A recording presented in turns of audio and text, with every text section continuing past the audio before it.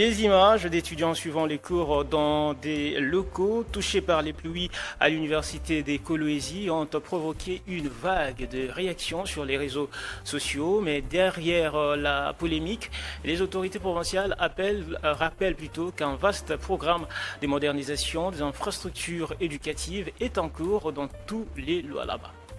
Depuis quelques jours, des images relayées sur les réseaux sociaux montrent des étudiants dans une salle affectée par les récentes pluies à l'université de Coloésies. Très vite, ces publications ont alimenté une vague de critiques visant le gouvernement provincial. Mais au-delà de l'émotion suscitée par ces séquences, plusieurs éléments méritent d'être replacés dans leur véritable contexte. Contrairement aux accusations de négligence véhiculées en ligne, la province du Lualaba est engagée depuis plusieurs années dans un vaste programme de modernisation des infrastructures éducatives. Sous l'impulsion du président de la République, Félix Antoine Tshisekedi Tshilombo, la gouverneure Marie-Thérèse Masuka Saini déploie d'importants travaux dans plusieurs établissements d'enseignement supérieur et secondaire à travers la province. L'université de Coloésies fait notamment l'objet d'un ambitieux projet de rénovation et de reconstruction destiné à doter l'établissement d'infrastructures modernes répondant aux standards académiques actuels. Des projets similaires concernent également l'ISP Coloésies, l'ISTA ainsi que plusieurs écoles réparties dans les 5 territoires du Lualaba. L'objectif affiché par les autorités provinciales est de renforcer durablement les conditions d'apprentissage de la jeunesse lualabaise. Dans cette dynamique, les étudiants de l'université de Coloésies suivent provisoirement les cours dans des bâtiments mis à la disposition par le gouvernement provincial durant la période des travaux.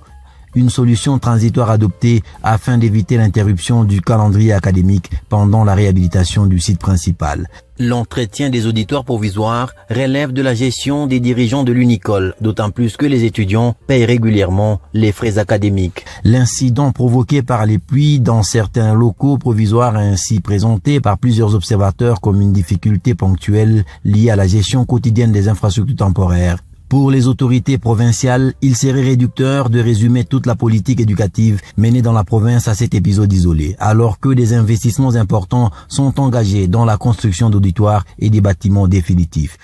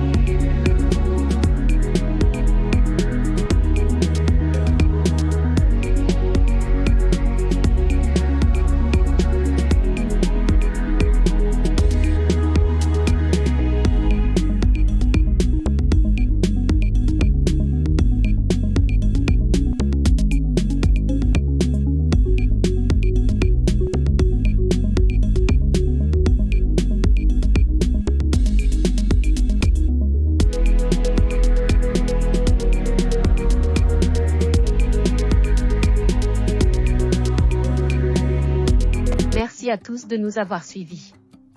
Aimez et abonnez-vous massivement à notre chaîne YouTube Tribeca Media.